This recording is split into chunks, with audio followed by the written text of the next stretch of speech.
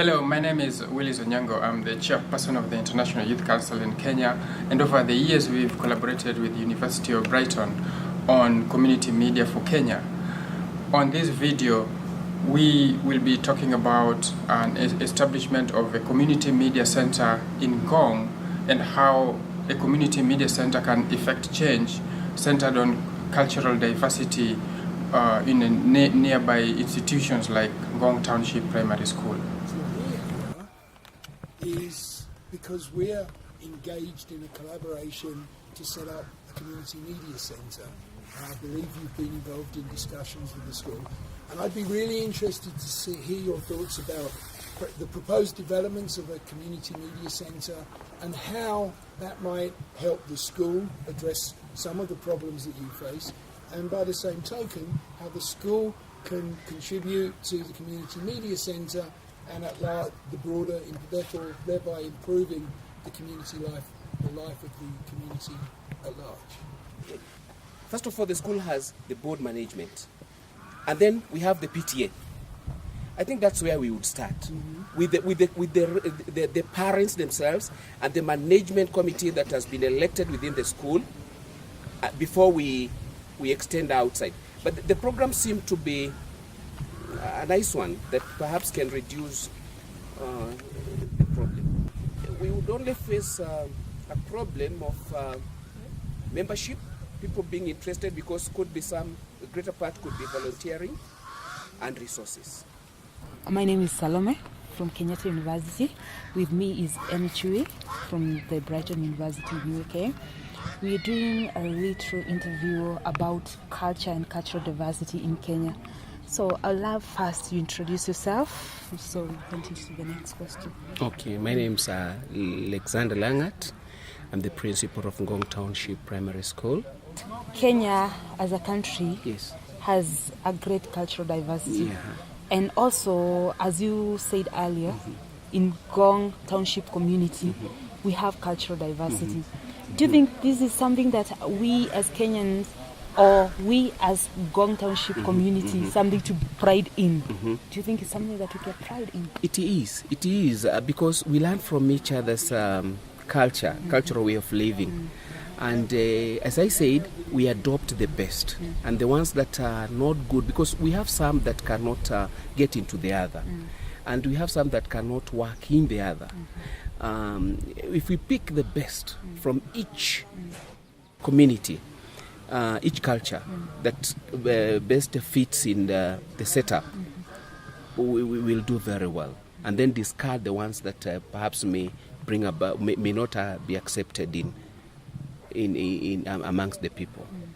Question, because I remember when we were young. Okay, I came from a school that was in a community that was only controlled by one ethnic group in Kenya, and it was not allowed for us to use the vernacular language in school.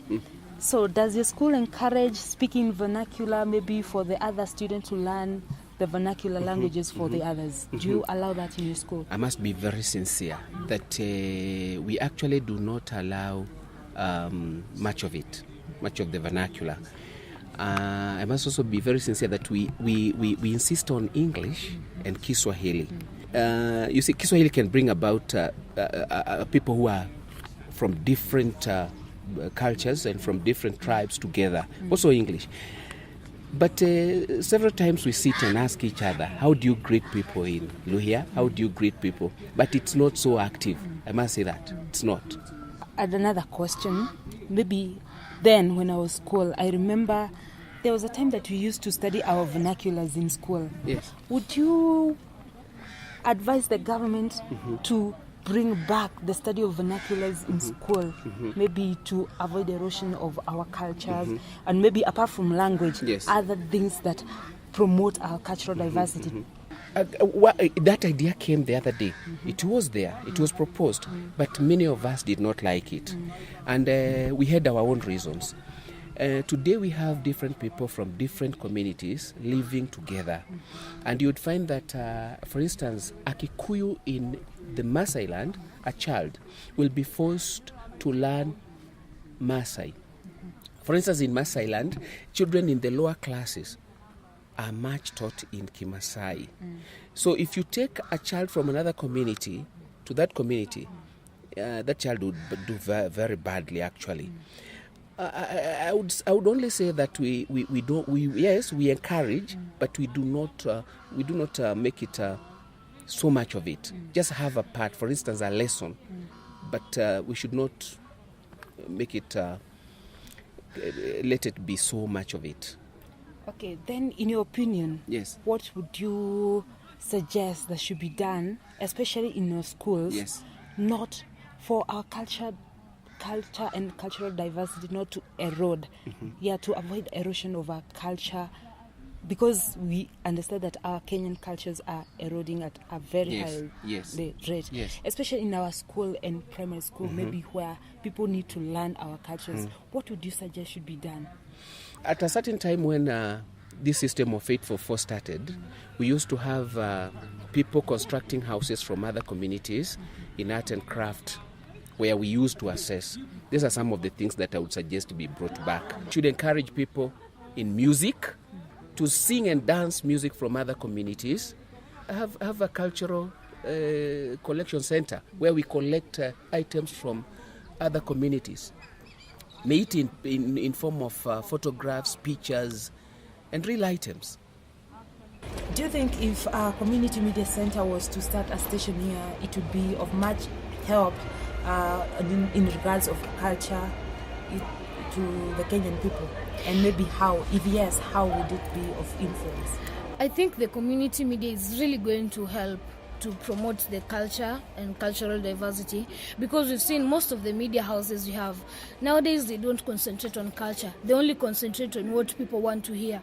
But the community media is going to come up, trying to bring people together. It's not only looking at the commercial aspect, but mostly it's looking at the social aspect, whereby they want to do something to change the society, to touch the lives of the society.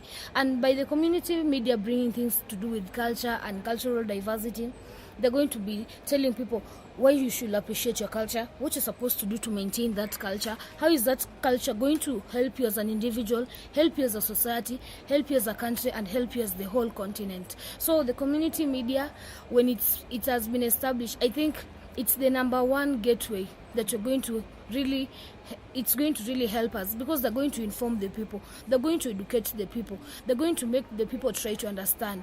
And like these other, and then let's remember, the community media, it's going to be independent.